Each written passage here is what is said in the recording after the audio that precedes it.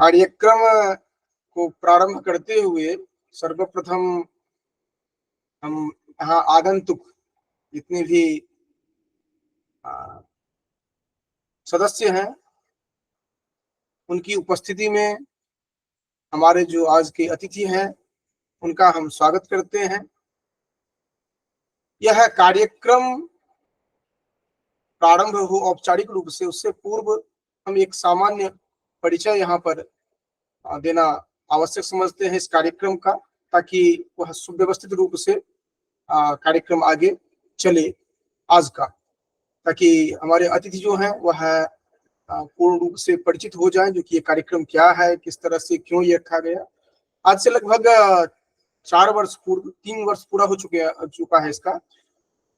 एक प्रकल्प यह प्रारंभ किया गया था संस्कृतांतर वीक्षा नाम से, जिसका मूल उद्देश्य यह है कि संस्कृत क्षेत्र में जिन्होंने कार्य किया है वैयक्तिक स्तर पर या भारतीय संस्कृति के क्षेत्र में जिन्होंने वैयक्तिक स्तर पर कार्य किया है उन्हें यहाँ पर ससम्मान बुलाया जाए और उनके संदर्भ में जाना जाए उन्होंने क्या क्या कार्य किया है और किस तरह से और कार्य किया जा सकता है। जो युवा हैं वह किस तरह से संस्कृत और संस्कृति को देखें। यहाँ पर ध्यान देने वाली बात है कि यह मूल रूप से जो वैयक्तिक स्तर पर कार्य है उनको अधिक प्रायोरिटी यहाँ पर दी जाती है, उसकी अधिक प्राथमिकता दी जाती है, क्योंकि हम विश्वविद्यालय स्तर पर या महाविद्यालय स्तर पर तो हमारी बाध्यता होती है क्योंकि उसके लिए हमें वेतन मिलता है या अन्य किसी प्रकार की प्रतिबद्धता होती है जिस कारण से हम कार्य करते हैं। लेकिन वैयक्तिक स्तर पर स्वेच्छया जो कार्य करते हैं वह विशेष महत्वपूर्ण होता है। यहाँ पर जो मुख्य संयोजिका के रूप में डॉक्टर दीपिका दीक्षित जी हैं। इस कार्यक्रम के समग्र रूप से मार्गदर्शन के लिए डॉक्टर सरिता जी हैं।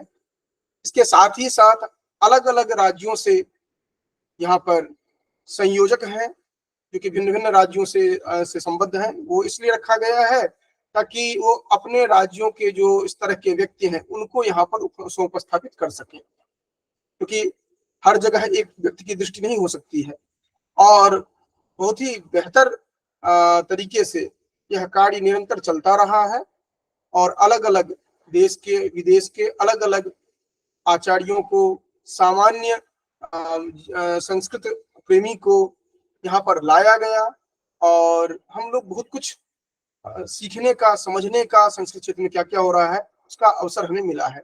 आज जिनको लाया गया है उनके संदर्भ में तो अभी चर्चा होगी ही और दीपिका जी बताएंगी। ये औपचारिक रूप से प्रारंभ होने पर एक हमने 5 मिनट का गैप जानबूझ करके रखा था ताकि एक परिचयात्मक ही हो जाए, तो वो चर्चा करेंगी ही। लेकिन जहां तक मैं समझता हूँ संस्कृत जगत के लिए इन्होंने जितना कार्य किया है वह अपने आप में अद्वितीय है। वैयक्तिक स्तर की बात मैं कर रहा हूँ, संस्थागत जो इन्होंने कार्य किया वो तो अलग है, वैयक्तिक स्तर पर इन्होंने जितना कार्य किया है अपने आप में अद्भुत है। तो इसी कारण जो इनसे संपर्क किया गया और यहाँ पर जिनको ससम्मान बुलाया गया है, क्योंकि आपके संदर्भ में कुछ जानना चाहेंगे, आपके कार्यों के संदर्भ में आपने क्या क्या किया है और आगे क्या गतिविधि है, क्या आपने योजनाएं बनाई है और किस उससे कैसे संस्कृत जगत और भारतीय संस्कृति जो है वह आप प्लावित हो सकेगी और उसके लिए आप की भूमिका क्या रहेगी। इन्हीं सब बिंदुओं को समझने के लिए, जानने के लिए आज हम लोग एकत्रित हैं। अब हम यह अपना वक्तव्य यहीं पर अनौपचारिक रूप से जो वक्तव्य है उसको यहीं पर समाप्त करते हैं। औपचारिक कार्यवाही हेतु जो मुख्य संयोजिका है उनको हैंडल करते हैं।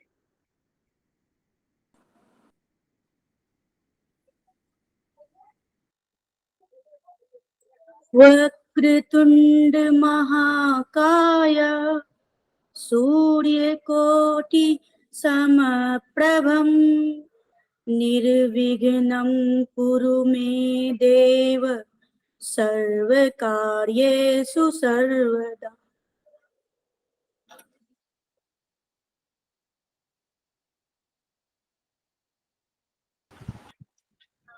सर्वप्रथम प्रणमामि महोदय। मंगलाचरणस्य अनन्तरस्य संस्कृतान्तर्वीक्षा नाम्नेति जिज्ञासा प्रशमनस्थले भवतां हार्दिकं स्वागतम् अभिनन्दनं बिभर्मि। महोदय, मम मनसि एकः जिज्ञासा समुदेति।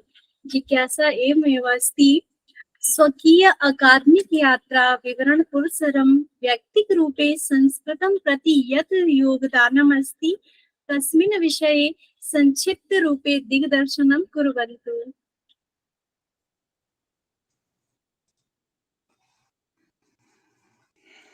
नमस्काराः। धनञ्जय वासुदेव द्विवेदी मम नाम। उत्तर प्रदेशस्य मिर्जापुर जनपदस्य बरकछा ग्रामे मम जन्म। यतोहि मम पिता professor doctor NR. Dubey Ranchi विश्वविद्यालयस्य प्रोफेसर आसीत्, अतः प्राथमिक कक्षातः PhD पर्यन्तं मम शिक्षा रांच्यामेव अभवत्। स्नातकोत्तर परीक्षयोः मया प्रथम श्रेण्यां प्रथम स्थानं विश्वविद्यालये लब्धम्। संस्कृत साहित्ये वनस्पति जीवन दर्शनम् इति विषयम् अधिकृत्य अहं PhD उपाधिं प्राप्तवान्। सम्प्रति अहं डॉक्टर श्यामा प्रसाद मुखर्जी विश्वविद्यालयस्य संस्कृत विभागे विभागाध्यक्षरूपेण कार्यरतोऽस्मि।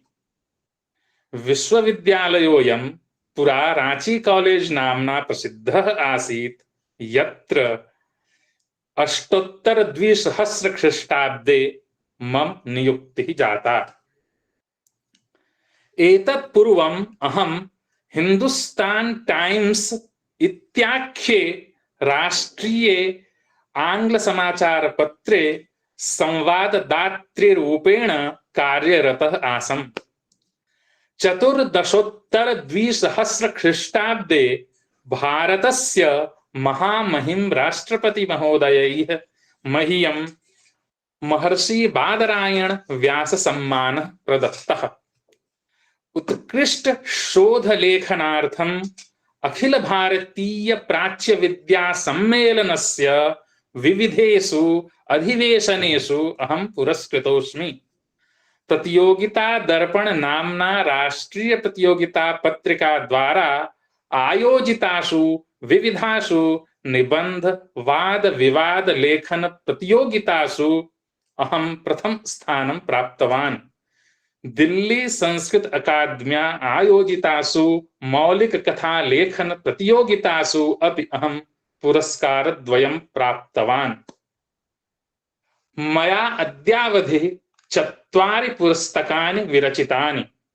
तानि सन्ति संस्कृत साहित्य में पर्यावरण चेतना, न्यग्रोध वृक्ष इन इंडियन ट्रेडिशन, अश्वत्थ in Indian tradition Ras Panchadhyayi च। मया 5 पुस्तकानि अपि संपादितानि। तानि नामानि सन्ति स्मारिका सह अनुसंधान पत्रिका, लोकतंत्र और मीडिया, सनातनी, वैदिक समाज नीति राजनीति एवं अर्थनीति, शुक्ल यशो विलासः, शाश्वती च। मम शताधिक शोधपत्राणि विविधासु प्रतिष्ठासु शोधपत्रिकासु प्रकाशितानि सन्ति। कतिपय शोधपत्राणि तु वैज्ञानिक पत्रिकासु अपि प्रकाशितानि सन्ति। सामान्य पत्रिकासु समाचार पत्रेषु च अनेकाः लेखाः प्रकाशितानि सन्ति। शोध परियोजना द्वयस्य पूर्तिरपि मया कारिता। 3 शोधार्थिनः मम निर्देशने PhD उपाधिं प्राप्तवन्तः। 3 अन्याः मम निर्देशने शोधकार्ये संलग्नाः सन्ति। विविधेषु अन्ताराष्ट्रीयेषु राष्ट्रीयेषु च सम्मेलनेषु भागं गृहीत्वा तत्र मया शोधपत्राणि प्रस्तुतीकृतानि। अनेकासां शोधगोष्ठीनां तकनीकी सत्रेषु अहम् अध्यक्षतां कृतवान्। अहं द्वयोः शोध संगोष्ठ्योः आयोजक सचिवः अभवम्। मम 30 संस्कृत वार्ताः आकाशवाणी द्वारा प्रसारिताः। विश्वविद्यालयेषु आयोजितेषु विविध कार्यक्रमेषु मम सहभागिता सर्वदा भवति। कतिपयेषु अन्ताराष्ट्रीय राष्ट्रीय शोध संगोष्ठीषु सत्राणां संयोजनम् अपि मया कृतम् इति। अस्तु, बहुशः धन्यवादः महोदय। महोदय, इसी श्रृंखला में मेरे मन में एक द्वितीय प्रश्न जो है वो जागृत हुआ है। द्वितीय प्रश्न मेरा इस प्रकार है कि महोदय, पवित्र जो कुश है, दुर्गा के नाम से भी जिसे लोक व्यवहार में जाना जाता है, उसका सांस्कृतिक तथा वैज्ञानिक रूप से जीवन में क्या महत्व है, इसकी क्या उपादेयता है, इसको हम सभी जानना चाहते हैं। जो वनस्पतियों की लंबी सूची हम लोगों के पास उपलब्ध है, हमारा साहित्य बड़ा समृद्ध है इसको लेकर के, और कुश का स्थान अभी पितृपक्ष चल रहा है तो उसमें भी कुश का स्थान तो बड़ा महत्वपूर्ण है। तो खैर कुश का स्थान जो है वनस्पतियों की परंपरा में कुश का स्थान अत्यंत महत्वपूर्ण है, और यह उन वनस्पतियों में है जिसका उल्लेख वैदिक काल से आज तक, वैदिक काल में भी उसमें वैदिक साहित्य में भी उसकी चर्चा प्राप्त होती है, और आज के लौकिक साहित्य में और आधुनिक साहित्य में भी इस कुश की विवेचना हमको मिलती है, उसकी चर्चा हमें प्राप्त होती है। यह एक तृण विशेष है जो अपने सांस्कृतिक और औषधीय महत्व के लिए जाना जाता है। विभिन्न धार्मिक अनुष्ठानों में कुश का प्रयोग अनिवार्य रूप से किया जाता है। इसे तृणों में सर्वश्रेष्ठ माना जाता है, इसे मंगल कारक माना जाता है। सांस्कृतिक दृष्टि से कुश अत्यंत महत्वपूर्ण है। यह एक ऐसी वनस्पति है जिसका प्रयोग देवताओं, पितरों और प्रेतों तक के लिए समान रूप से किया जाता है। स्नान, संध्योपासन, पूजन, जप, होम, वेदाध्ययन और पितृकर्म में पवित्री धारण करना आवश्यक है, और यह कुश से ही बनाई जाती है। कुश से जल छिड़कना, कुश को व्यक्ति अथवा देवता विशेष का स्थानापन्न मानकर उसकी पूजा करना, मंडप आदि की रचना में उसका प्रयोग तथा अन्य कितने ही धार्मिक कृत्यों में इसकी अनिवार्यता उसके सांस्कृतिक महत्व को स्वतः उद्घाटित कर देती है। ज्योतिषीय दृष्टि से भी कुश का अत्यधिक महत्व है। ज्योतिष शास्त्र का एक प्रतिनिधि ग्रंथ है बृहत् संहिता, और उसमें भी इसका संकेत प्राप्त होता है। बृहत् संहिता के अनुसार कुश के पुष्पों की वृद्धि से ईख की वृद्धि का संकेत मिलता है।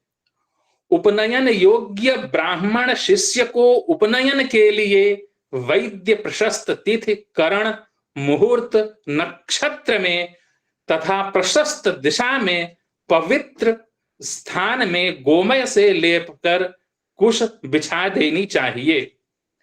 बृहत् संहिता में ही वास्तु विद्या के विवेचन के प्रसंग में विभिन्न वर्णों के लिए विभिन्न वनस्पतियों से युक्त भूमि की श्रेष्ठता की चर्चा की गई है। इसके अनुसार ब्राह्मणों के लिए कुश से युक्त भूमि श्रेष्ठ होती है। इस कुश के लिए दर्भ शब्द का भी प्रयोग बहुशः होता है, और प्रायः जितने निघंटुकार हैं और शब्द कोशकार हैं तथा कवियों ने भी इस कुश को और दर्भ को समान अर्थ में ही स्वीकार किया है, और कतिपय आचार्यों ने इनमें भिन्नता भी स्वीकार की है, परंतु वे गुण और कर्म में समान हैं। मैंने उनके जो औषधीय गुण हैं उसको लेकर चर्चा हो रही है, वो समान माने गए हैं। निघंटु ग्रंथों में या अन्य शब्दकोशों में कुश शब्द के अनेक पर्यायवाची शब्द बताए गए हैं, और वे जो पर्यायवाची शब्द हैं वे इस कुश के वैज्ञानिक स्वरूप को, उसके सांस्कृतिक महत्व को और उसके औषधीय गुणों पर प्रकाश डालते हैं। ऐसी मान्यता है कि कोई भी धार्मिक कार्य जो है वह कुश के बिना संपादित नहीं हो सकता है। अब औषधीय दृष्टि से जहां तक प्रश्न है तो इसका तो विस्तृत विवेचन है, लेकिन मैं यहाँ पर भाव प्रकाश निघंटु और सुश्रुत संहिता को उद्धृत करना चाहूंगा। भाव प्रकाश निघंटु के अनुसार कुश जो है वह त्रिदोषनाशक, मधु तथा कषाय रस युक्त, शीतल एवं मूत्र कृच्छ, अश्मरी, त्रिषा, वस्त्र संबंधी रोग तथा रक्त प्रदर को दूर करने वाला है। सुश्रुत संहिता के अनुसार कुश वरुणादि गण के अंतर्गत गृहीत है और तदनुसार यह कफ, मेदनाशक, शिरहशूल, गुल्म एवं अंतः विद्रध को नष्ट करता है। इसी सुश्रुत संहिता में कुश को वीर तरवादि गण में भी रखा गया है और तदनुसार वह वात विकार नाशक, अश्मरी, शर्करा, मूत्रकृच्छ, मूत्राघात की पीड़ा को शांत करता है। कुश तृण पंचमूल में गृहीत है। यह मूत्रदोष एवं रक्त तथा पित्त विकारों को नष्ट करता है।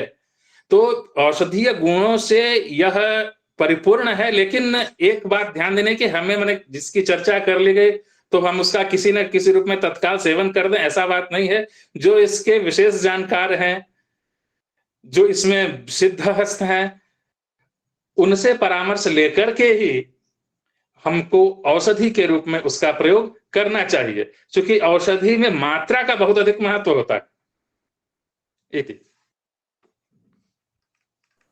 जी महोदय, आपने सत्य कहा। जैसे कि संस्कृत साहित्य में सारी इतनी महत्ताधारक जो वनस्पतियां हैं उनका भंडागार है और उनका हम पठन पाठन सहजतया जनमानस नहीं कर पाते हैं। उनके लिए सहजतया आपने इतने सारे आलेख पत्रों को वहां पर लिखा है। मैंने आपके जो अध्यापन की जो यात्रा आपकी रही है उसको मैंने सूक्ष्मतया देखा, तो वहां पर पाया कि अनेक वनस्पतियों के बारे में आपने अपने आलेखों को प्रस्तुत किया है और यह हम सभी के लिए उपादेय सिद्ध होगा। इसके लिए बहुत बहुत धन्यवाद, बहुत बहुत आभार आपका।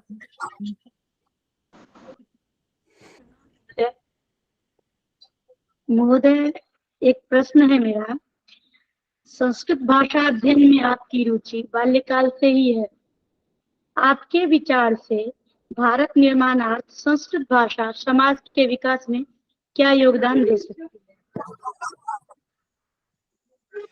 संस्कृत भाषा के अध्ययन में रुचि तो बाल्यकाल से ही है, क्योंकि पारिवारिक पृष्ठभूमि उस तरह की रही है, तो स्वाभाविक रूप से बाल्यकाल से ही संस्कृत भाषा के प्रति अध्ययन में रुचि रही ही है और उत्तरोत्तर इसमें रुचि में समय के साथ वृद्धि होती गई। और यही कारण है कि इंटरमीडिएट की कक्षा में मैं विज्ञान का छात्र था, लेकिन संस्कृत में अत्यधिक अभिरुचि होने के कारण मैंने फिर स्नातक स्तर पर संस्कृत विषय का ही चयन किया।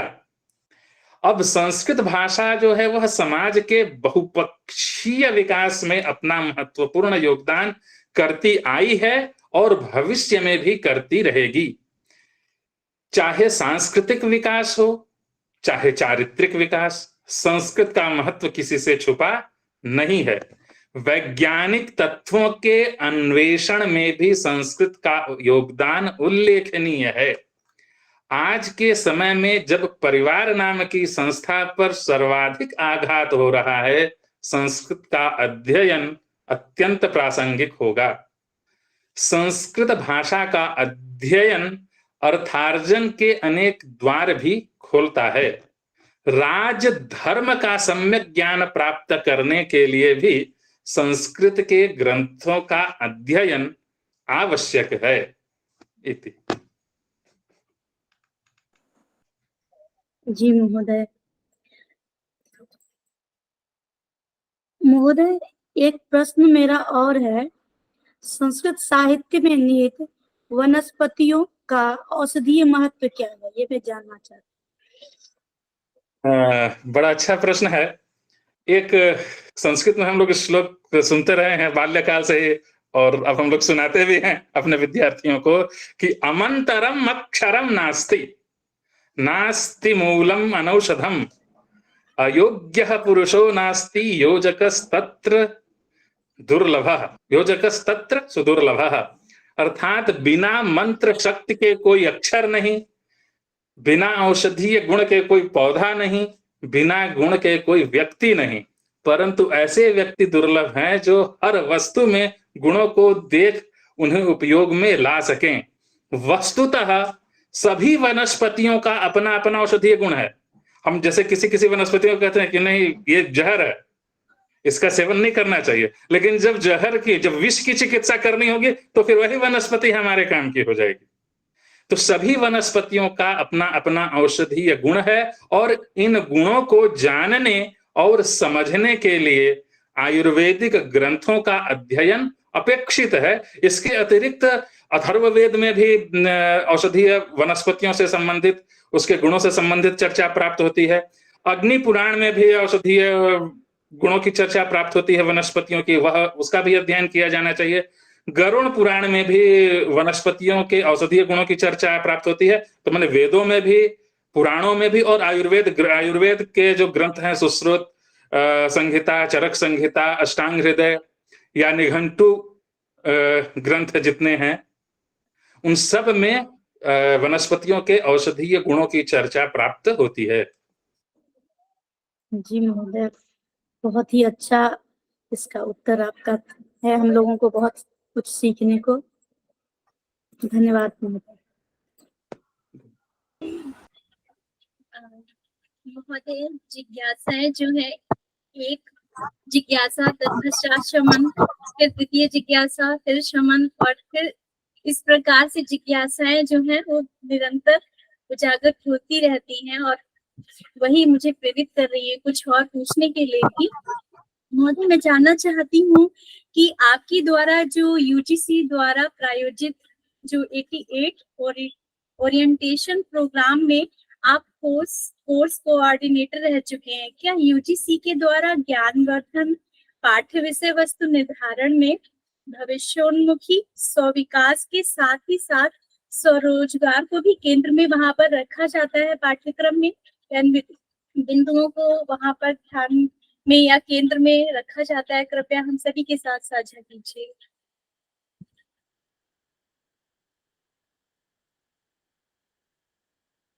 महोदय, आप म्यूट हैं, अनम्यूट कर लीजिए। ओरिएंटेशन शब्द के लिए जो संस्कृत समकक्ष जो है वह उन्मुखीकरण है। तो उन्मुखीकरण कार्यक्रम ओरिएंटेशन प्रोग्राम के लिए हम प्रयुक्त करते हैं। तो वह यह जो उन्मुखीकरण कार्यक्रम है क्या, तो वह किसी नए लक्ष्य कार्य प्राप्त करने की दिशा में प्रारंभिक विस्तृत जानकारी या प्रशिक्षण प्रदान करने के लिए जो नए शिक्षक हैं, जो नए नियुक्त हुए हैं, उनके लिए जो ये पूरी प्रक्रिया अपनाई जाती है वही उन्मुखीकरण है।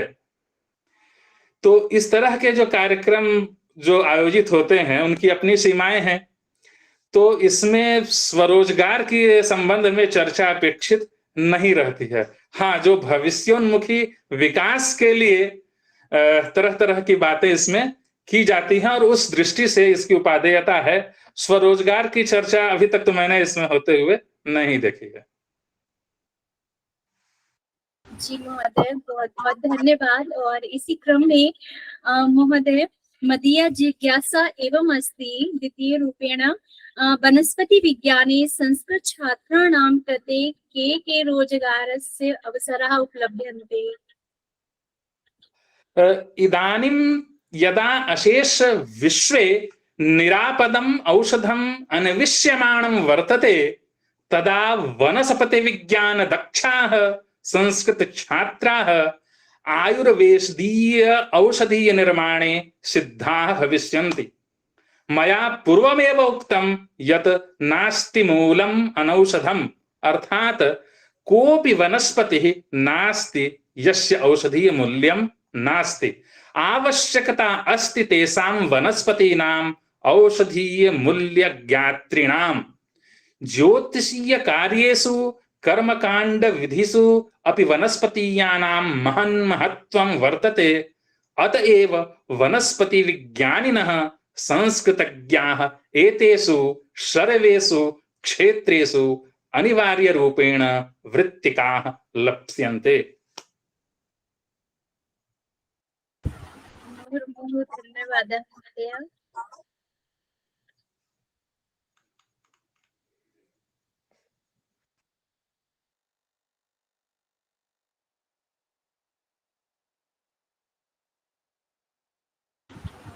इसी क्रम में मेरे मन में एक और जिज्ञासा जो है उत्पन्न हुई है। जिज्ञासा इस प्रकार है कि झारखंड राज्य में अभी जल्दी में ही वहां पर मुझे जाने का, रांची में झारखंड राज्य की जो राजधानी है, वह अवसर प्राप्त हुआ।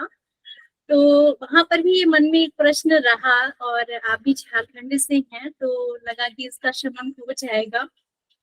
महोदय, जिज्ञासा यह है कि जो झारखंड राज्य में धान्य निर्मित तोरण है वो प्रत्येक द्वार पर परिलक्षित होता है।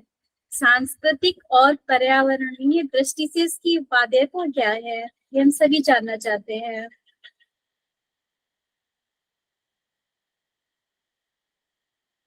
महोदय आप म्यूट हैं, आप अनम्यूट कर लीजिए। अपने मन से ये म्यूट हो जाता है।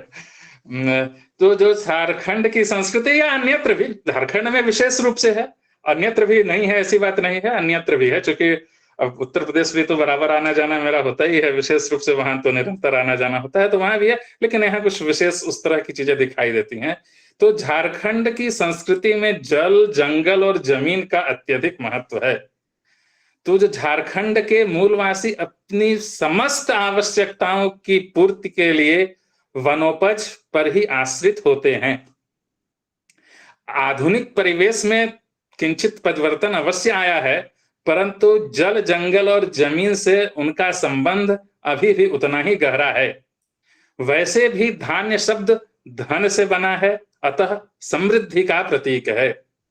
झारखंड के निवासियों के जीवन में यह समृद्धि का द्योतक है, और प्रकृति के उपासक होने के नाते इनके सारे पर्वों जैसे सरहुल, कर्मा आदि में प्रयोग की जाने वाली समस्त सामग्रियां प्राकृतिक हुआ करती हैं। प्रकृति से इसी निकटता के कारण धान्य निर्मित तोरण दृष्टिगत होते हैं। अब चूंकि इस प्राकृतिक चीजों को इतना अधिक यहां महत्व दिया गया है कि उसको क्षति पहुंचाने के लिए लोग सोचते भी नहीं हैं, उसके प्रति आदर का भाव रखते हैं। तो इस दृष्टि से उनकी पर्यावरण के प्रति जो उनकी अवधारणा है, उनकी जो चेतना है, वह भी अत्यंत श्लाघनीय है।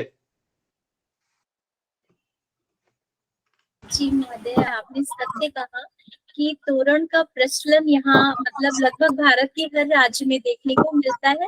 पर मेरे मन में जिज्ञासा इस प्रकार ही थी केवल कि वहां पर प्रायः हमने घरों के बाहर जो है वो धान्य निर्मित तोरण को ही देखा, तो बस उसी कारण से ये जिज्ञासा उत्पन्न हुई। और इसी क्रम में महोदय हमारी अन्य जिज्ञासा इस प्रकार है कि संस्कृतानुरागिणां कृते संस्कृतस्य सारल्येन अवबोधनाय झारखंड राज्ये काः परियोजनाः सक्रियाः सन्ति? संस्कृतस्य सारल्येन अवबोधनाय संस्कृत भारत्याः बहुविधाः कार्यक्रमाः अत्र प्रचलिताः सन्ति। प्रमुखाः सन्ति गीता शिक्षण केन्द्रस्य परिचालनं, संस्कृत संभाषण शिबिराणि, बाल संस्कार केन्द्राणां संचालनम्।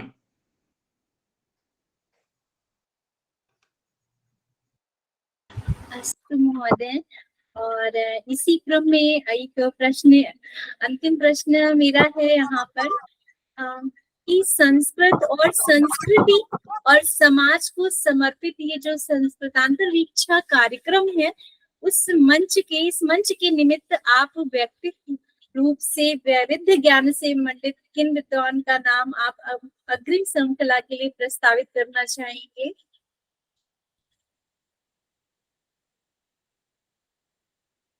महोदय आपका म्यूट हो गया है पुनः। आगामी कार्यक्रम के लिए मैं राजकीय संस्कृत महाविद्यालय रांची के साहित्य विभाग के अध्यक्ष डॉक्टर शैलेश कुमार मिश्र जी का नाम प्रस्तावित करना चाहता हूं। बहुत बहुत धन्यवाद, आपका आभार महोदय इसके लिए, और हम आपसे इसके लिए आगे संपर्क करना चाहेंगे महोदय जी के संदर्भ में। बहुत बहुत आपका आभार, धन्यवाद। महोदय नमो नमः। महोदय मेरा इस संदर्भ में एक प्रश्न है कि आधुनिक समय में ज्योतिष शास्त्रस्य छात्र जीवने किं महत्वं वर्तते?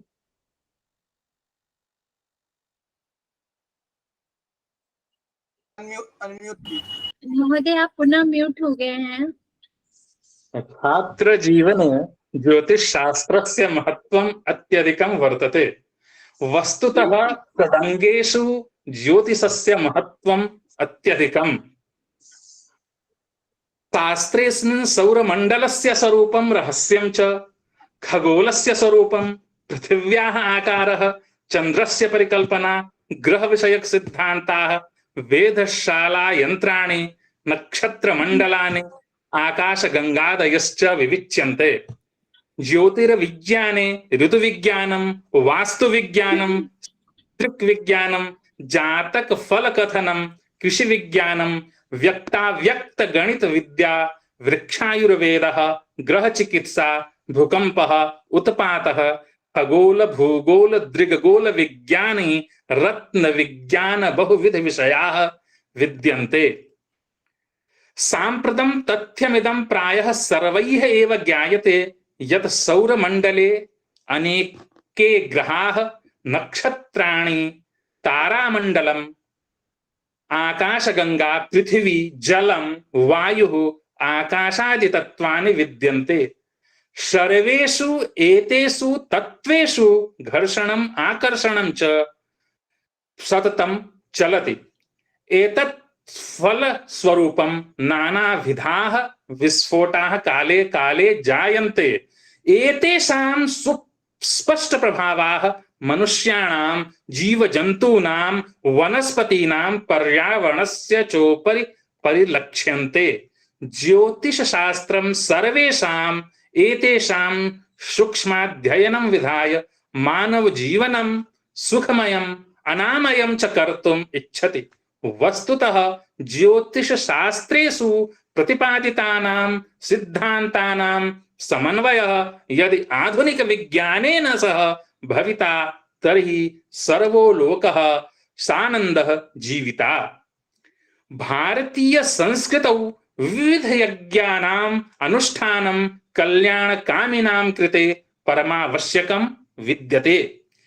यज्ञं विहाय अन्यानि सर्वाणि कार्याणि संसारे बंधन कारणानि भवन्ति। परंतु यज्ञानुष्ठानार्थं विशिष्ट समय ज्ञानम् अनिवार्यम्।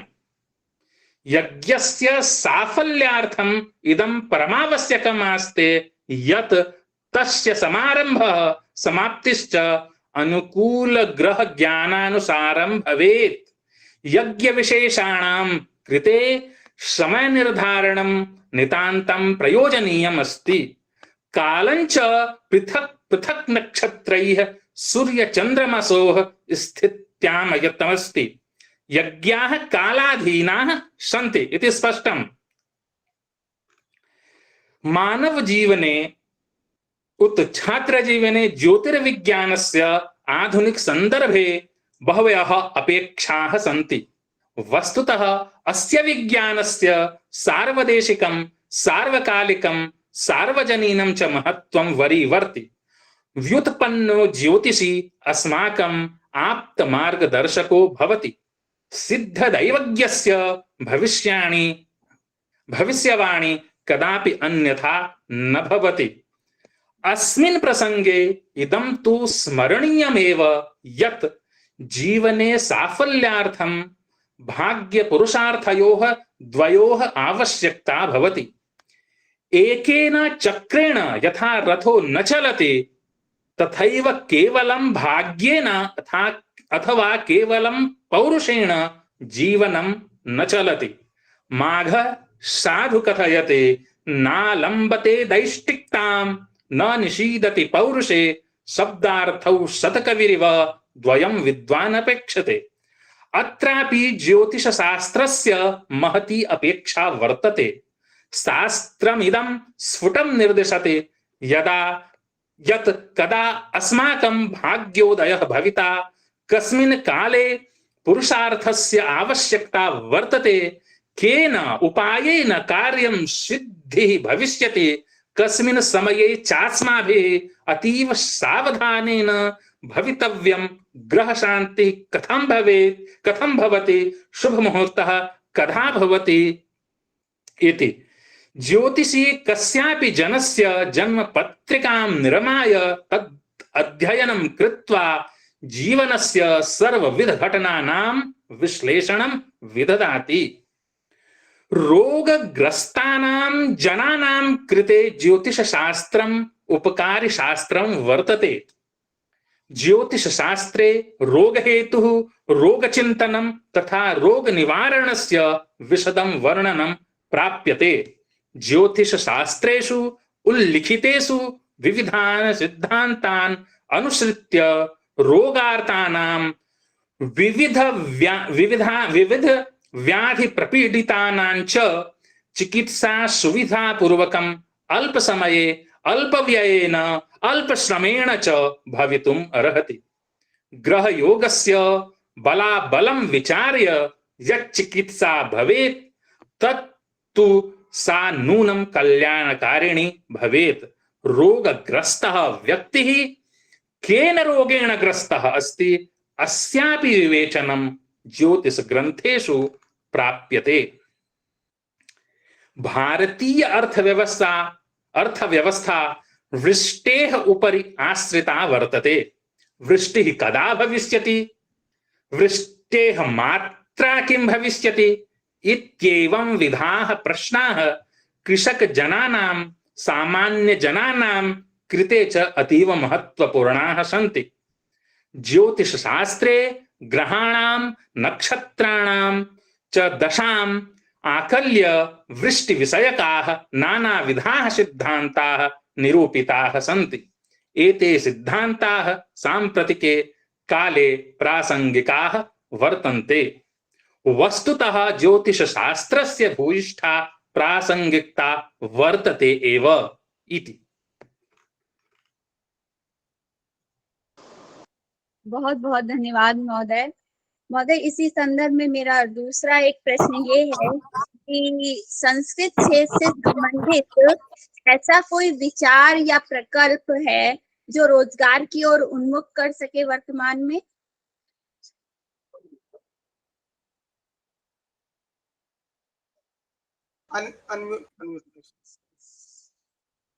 संस्कृत विद्या के अध्ययन से अनेक प्रकार के रोजगारों के द्वार खुलते हैं।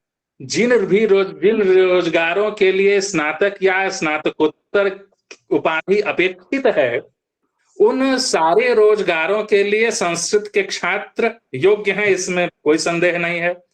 संघ लोक सेवा आयोग तथा राज्यों के लोक सेवा आयोग में संस्कृत विषय रखकर अच्छे अंक प्राप्त किए जा सकते हैं, जिससे सफलता का मार्ग सुगम हो जाता है। इसके अतिरिक्त संस्कृत के विभिन्न शास्त्रों के अध्येताओं के लिए अलग अलग रोजगार हैं। जैसे आयुर्वेद का अध्ययन करने वाले आयुर्वेद विशेषज्ञ के रूप में रोजगार पा सकते हैं। आज संपूर्ण विश्व उत्तम स्वास्थ्य के लिए योग का आश्रय ढूंढ रहा है। ऐसे में योग शास्त्र का अध्ययन करने वाले योग विशेषज्ञ बन सकते हैं। इसी प्रकार कर्मकांड और ज्योतिष के द्वारा भी रोजगार किया जा सकता है। समाचार पत्रों, पत्रिकाओं तथा दूरदर्शन, आकाशवाणी आदि में जहां भाषाई दक्षता की आवश्यकता है, वहां संस्कृत का ज्ञान बहुत उपादेय है। केंद्र अथवा राज्य सरकार के संस्थानों में जहां हिंदी अधिकारी की आवश्यकता है, उसमें हिंदी के साथ साथ संस्कृत का ज्ञान रखने वाले अभ्यर्थियों को प्राथमिकता दी जाती है। विद्यालय, महाविद्यालय तथा विश्वविद्यालय में संस्कृत अध्यापक बनने का मार्ग तो प्रशस्त है ही। भारतीय सेना में धर्म शिक्षक के पद पर नियुक्त होने के लिए संस्कृत विषय से स्नातक होना अनिवार्य है। अतः संस्कृत के छात्र भारतीय सेना में धर्म शिक्षक के पद पर नियुक्ति पा सकते हैं। वैसे भी संस्कृत वांग्मय में अर्थागम और अर्थकरी विद्या को महत्वपूर्ण स्थान दिया गया है। और जो 64 कलाएं हैं, आजकल हम लोग बहुत वोकेशनल एजुकेशन इसकी चर्चा करते हैं, तो इसकी चर्चा अगर हम जाए, जो 64 कलाएं हैं, कहीं कहीं तो 120 128 कलाओं की भी चर्चा प्राप्त होती है। तो उस पर हम विवेचना करें तो उससे और भी रोजगार के अवसर उपलब्ध होंगे, सरकारी क्षेत्रों में ही नहीं, जो सरकार से इतर जो क्षेत्र हैं, चाहे जो स्वरोजगार है, चाहे जो निजी क्षेत्र हैं, उन सभी क्षेत्रों में उन जब कलाओं का हम अध्ययन करेंगे तो हमको रोजगार के अवसर सद्यः उपलब्ध होंगे। लेकिन उसके लिए एक आवश्यक शर्त है कि हमें पूरी निष्ठा के साथ उसमें हमें अपना पूरा प्रयास करना होगा। और अनभ्यासम विषम विद्या, अब अभ्यास नहीं करेंगे और बोलेंगे कि काम सिद्ध नहीं हो रहा है, तो फिर तो कोई चारा ही नहीं।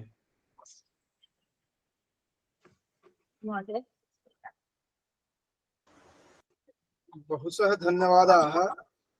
अद्यतनीया या संस्कृतान्तरवीक्षा वर्तते, तत्र सम्यक् रूपेण विविधविषयं स्वीकृत्य महोदयेन स्वकीय यानि कार्याणि सन्ति, अपि च यत् करणीयम् अस्ति तेषां तासां सर्वेषां च विशदरूपेण विवरणं दत्तवन्तः महोदयाः। इसी क्रम में अभी हम देख रहे हैं कि हमारे समक्ष जुड़े हुए हैं आज श्री पवन मेहता जी, और आप पूर्णतः प्रथित हैं, आपका परिचय अतिरिक्त रूप से देने की आवश्यकता नहीं है। ये हम लोगों के संस्कृत कार्य के मध्य में जुड़ करके हम लोगों को प्रेरित करते रहते हैं, या कह सकते हैं एक उत्प्रेरक के रूप में कार्य करते हैं। जैसे जब रस की चर्चा आप करते हैं तो वहां पर आलम्बन के साथ साथ उद्दीपन होता है। तो आलम्बन अगर हम मानते हैं, जो कि आज आचार्य धनंजय वासुदेव द्विवेदी जी हम लोगों के साथ हैं, तो उद्दीपक के रूप में आज पवन मेहता जी यहाँ पर उपस्थित है। यद्यपि इसमें हम पब्लिक इन्वॉल्वमेंट नहीं रखते हैं रिकॉर्डिंग के समय में, लेकिन यहाँ पर विशेष रूप से स्पेशल इनवाइटी के रूप में आज हैं ये हमारे समक्ष।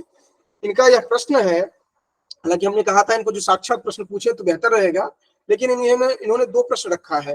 हालांकि सरिता जी ने प्रश्न पहले भी एक उठाया था यहाँ पर, जो कि रोजगार को लेकर के बहुत बेहतर तरीके से आपने प्रतिपादन भी किया। यहाँ पर एक प्रश्न ये कह रहे हैं कि रोजगार के जो उपाय हैं, अर्थात उसको रोजगार से जोड़ने के लिए क्या किया जा सकता है। अर्थात एक तो रोजगार जो है उनके संदर्भ में चर्चा हुई है, इनका थोड़ा सा अलग प्रश्न है, जो कि संस्कृत को रोजगार से जोड़ने के लिए क्या किया जा सकता है, जिससे कि संस्कृत के जो छात्र हैं उनको रोजगार सहजतया प्राप्त हो सके। एक यह प्रश्न इनका है अतिरिक्त में। और दूसरा इन्होंने बाद में प्रश्न किया है कि प्राइवेट सेक्टर में संस्कृत स्टूडेंट्स जो हैं उनको रोजगार से जोड़ा जा सकता है। ये 2 प्रश्न हैं, इनके संदर्भ में हम महोदय से निवेदन करेंगे जो कि इसका समाधान करें दिग्दर्शन में, तो बेहतर रहेगा। क्योंकि ये प्रशासन में है, तो जो हम लोग कहेंगे उनको मेहता महोदय जो हैं वो किसी तरह से इम्प्लीमेंट हो सके, ये भी हम लोग अपेक्षा रखेंगे। क्योंकि हम लोग केवल कर्तव्य की बात नहीं करते हैं, कर्तव्य अधिकार दोनों, अगर अधिकार है वही कर्तव्य है किसी का, तो हम लोग कर्तव्य पथ पर हैं, तो हमारा अधिकार होता है कि इनको कहें जो हम लोग कह रहे हैं। फिर जहां पर भी संभव है, क्योंकि आप हायर एजुकेशन के लिए भी आप जुड़े रहे हैं, राष्ट्रीय संस्कृत संस्थान जो है हमें ध्यान है, जो कि शुरू से आप इसका देखरेख करते रहे हैं मंत्रालयीय स्तर पर। तो इसी कारण से हम एक रास्ता हम देखेंगे कि आगामी पीढ़ी जो है उसके लिए क्या हो सकता है, किस तरह से, तो ये हम लोग उपस्थापित कर सके। हालांकि समय कम है, लेकिन फिर भी संक्षेप में एक सार रूप में आप अपने अनुभव के आधार पर मार्गदर्शन करें। अब इस संदर्भ में मैंने तो सामान्य चर्चा की थी, लेकिन अब मैं एक श्लोक की चर्चा करते हुए फिर मैं उधर जाने का प्रयास करूंगा। संस्कृत में एक श्लोक है, अर्थागमो नित्यम आरोगिता च। अर्थागमो, ध्यान दीजिए, सबसे पहला क्या शुरू कर रहे हैं, अर्थागमो। अर्थागमो नित्यम आरोगिता च, प्रिया च भार्य प्रियवादिनी च, वशश्च पुत्र अर्थकरी च विद्या। दो, एक अर्थागमो और फिर अर्थकरी। अर्थकरी च विद्या षड्जीव लोकस्य सुखानि राजन। तो जो 6 सुख है उसमें पहला अर्थागम और फिर अंतिम में अर्थकरी विद्या। तो हमारे यहाँ अर्थकरी विद्या को बड़ा महत्व दिया गया है, अर्थागम को बुरा नहीं माना गया है। बहुत सारी संस्कृतियां ऐसी हैं जिसमें कि केवल अर्थागम को महत्व है, बहुत सारी हैं जहाँ केवल अध्यात्म को महत्व है। हमारे यहाँ समन्वय है, धर्म और मोक्ष का अनुशासन है, उस अर्थ पर यह सही है, लेकिन अर्थ को महत्व कम नहीं दिया गया है। इसीलिए जो कुछ भी यहाँ पर है, जैसे मैंने कलाओं की जो चर्चा की, वो सामान्य रूप से आजकल वो हम लोगों के द्वारा भुला दिया गया है, और वहीं से बहुत सारी चीजों को लेकर के नए नए रोजगार के जो कहते हैं कि मैंने नए रोजगार का सृजन कर दिया। नया उसमें कुछ भी नहीं है, सब कुछ वहां पर है। हाँ, देखिए समस्या क्या हो गई है आजकल की, जो संस्कृत के जो छात्र हैं उनको विज्ञान चाहे वाणिज्य, यद्यपि नई राष्ट्रीय शिक्षा जो नीति है उसमें इस पर थोड़ा बल दिया गया है, लेकिन पूर्व में ऐसा नहीं था। संस्कृत वाले को विज्ञान नहीं पढ़ने दीजिएगा, वाणिज्य नहीं पढ़ने दीजिएगा, विज्ञान वालों को संस्कृत नहीं पढ़ने देंगे, तो इसलिए बहुत सारी समस्या हो गई। इसलिए उन लोग इसके जो प्रतिपादित सिद्धांत हैं उसको नहीं जानते हैं, उसके जो कलाएं हैं, जो पुराणों में विभिन्न तरह की कलाओं की चर्चा है, वात्स्यायन का जो कामसूत्र है उसमें जो कलाओं की चर्चा है, और भी ग्रंथों में उसकी चर्चा है, तो उसमें बहुत सारे, यहाँ तक कि चौर कला भी है, चोरी की भी कला किस तरह से है वो भी, उसकी भी चर्चा उन कलाओं में है। तो बाकी और क्या विस्तार होगा उसको आप समझ सकते हैं। तो उसका सम्यक अध्ययन हो, और चूंकि सबकी रुचि अलग अलग होती है, भिन्न रुचि ही लोकस्य, लोगों की रुचियां भिन्न भिन्न है, तो उसका हम अध्ययन करेंगे तो स्पष्ट रूप से हमारा जो मनोमस्तिष्क है उसका द्वार खुलेगा, और फिर रोजगार के जो अवसर है वो स्वयं ही उपलब्ध होंगे। विशेष रूप से स्वरोजगार के जो संसाधन है वो विशेष रूप से उपलब्ध होंगे, इसमें किंचित मात्र भी संदेह नहीं है। और वैसे रोजगार के अतिरिक्त जो संस्कृत की जो मूल जो संस्कृत का उद्देश्य है, अर्थकरी विद्या तो है ही, लेकिन एक चीज और हमको ध्यान में रखना है, और इसलिए संस्कृत सबके द्वारा पढ़ी जानी चाहिए, और जिसका हमको संकेत वाल्मीकि रामायण में मिलता है। और पहला प्रश्न कि चारित्रेण चको युक्तः, समझिए हमारा आदि काव्य है और आरंभ हम क्या कर रहे हैं, चारित्रेण चको युक्तः। तो सब चीज है, लेकिन चरित्र का भी महत्व होना चाहिए, वो अलग नहीं हो जाना चाहिए। और जो निजी क्षेत्र हैं उसमें भी, अब जैसे अब आपके जो पतंजलि की जो औषधियां हैं बाबा रामदेव की, वो तो निजी क्षेत्र ही है। निजी क्षेत्र में उन्होंने अपना इतना पांव फैलाया है और सम्यक रीति से वो काम कर रहे हैं, इसमें संदेह नहीं है। कुछ ऊपर नीचे तो खैर सर्वत्र होता है, लेकिन उनका प्रयास श्लाघनीय है, प्रशंसनीय है। तो हम निजी क्षेत्र में, अच्छा निजी क्षेत्र में हम अब कंप्यूटर के क्षेत्र में चले जाएं, चाहे और भी दूसरा जो प्रबंधन के क्षेत्र में चले जाएं, तो एक श्लोक हमको स्मरण आ रहा है, उससे हम जहां जाएंगे वहां अपनी श्रेष्ठता, चाहे उस विद्या की जो श्रेष्ठता है उसको हम और बढ़ाएंगे। जो कि 2 श्लोक मुझे याद आ रहे हैं इस संदर्भ में। एक है सेनापत्यम च राज्यम च दंड नेतृत्वमेव च सर्वलोकाधिपत्यम च वेद शास्त्र विदर्हति।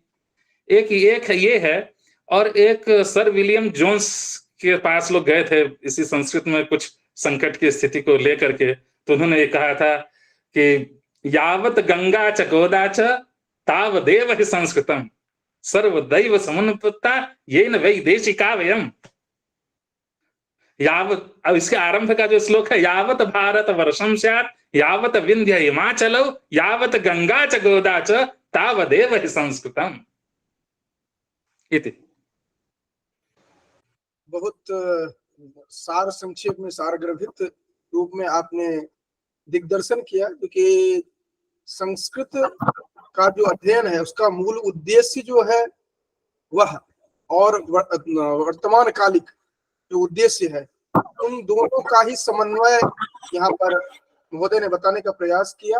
वस्तुतः देखिए, जितने भी हम बात कर रहे हैं ये सभी चर्चाएं की गई है, उस समय में भी ये समस्याएं थी। जैसे अभी षडजीव लोके सुखा निराजन जो कहा गया है, तो ये पूरा दैनंदिन जीवन को ध्यान में रख करके कहा गया है। अर्थकरी विद्या किस तरह से होनी चाहिए, आप दूर मत जाइए, आप अर्थशास्त्र को देखिए, जो पृथ्वी लाभे पालने जो करते हैं, वहां पर जितने प्रकार के जो विद्याएं हैं उनको ध्यान में रखते हुए चर्चा की गई है।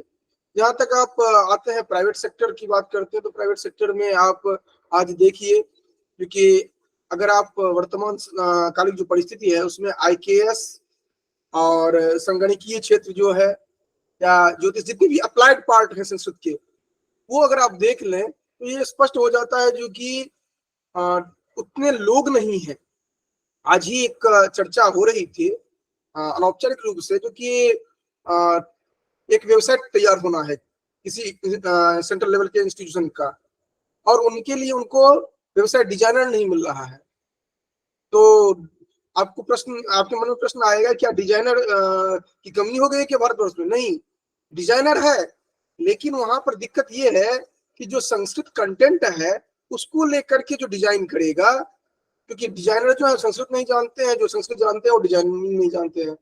तो अब जो अध्ययन अध्यापन की प्रवृत्ति है वो इस तरह से होना चाहिए, क्योंकि शास्त्र तो आप अध्यापन कर ही रहे हैं, अध्ययन कर ही रहे हैं, साथ साथ अर्थकरी विद्या वर्तमान समय में कैसे हो, उन क्षेत्रों को आइडेंटिफाई करके हम आगे कार्य करें।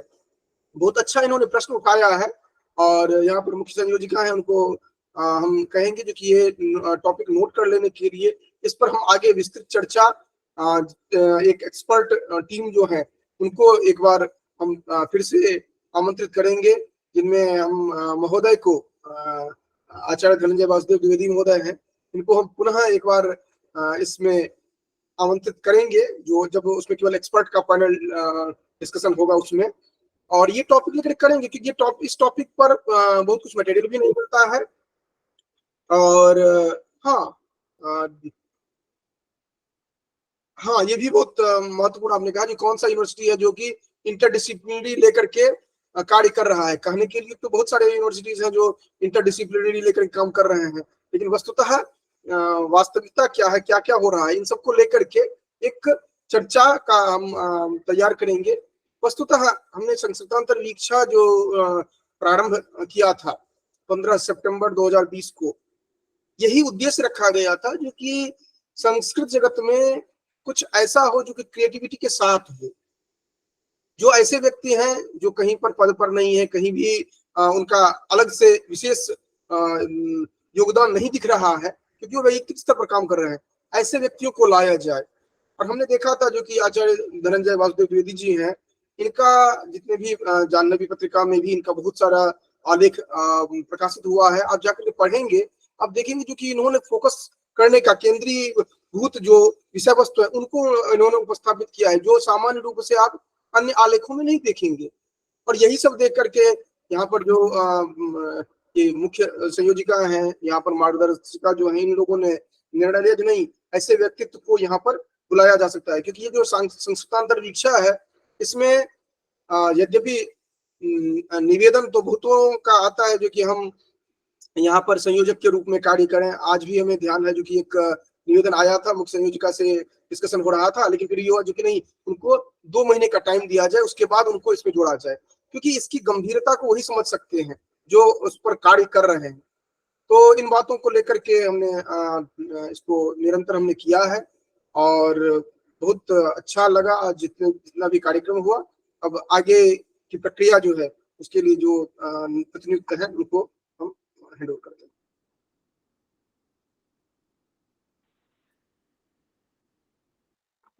धन्यवाद सर। नमस्सभाये, आप सभी को मेरा आदरपूर्वक नमस्कार है। आज के मैं ज्ञापन के लिए उपस्थित हूँ। आज के हमारे प्रमुख अतिथि हैं डॉक्टर धनंजय वासुदेव द्विवेदी, जो अपने आकर्षित व्यक्तित्व के द्वारा हमें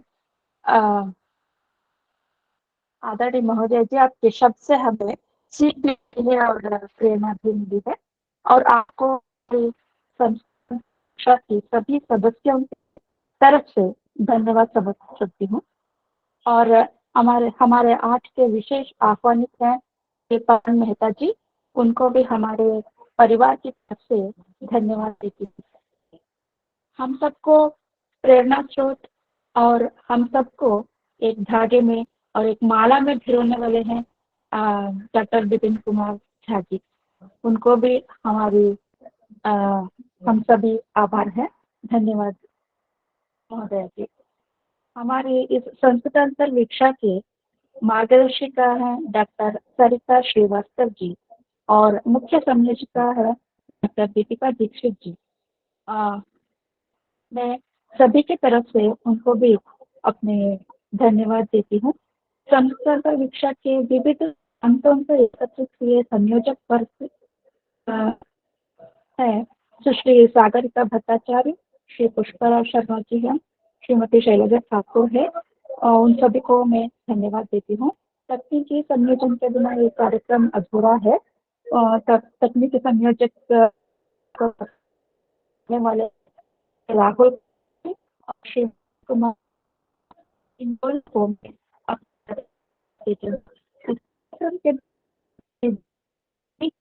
धन्यवाद करते हुए बात समाप्त हूँ। श्री कृष्णार्पणम।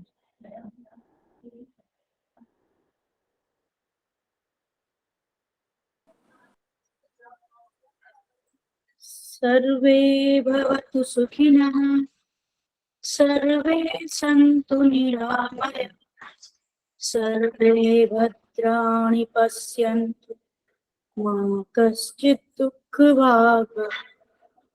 शांति शांति। सभी को प्रणाम। सभी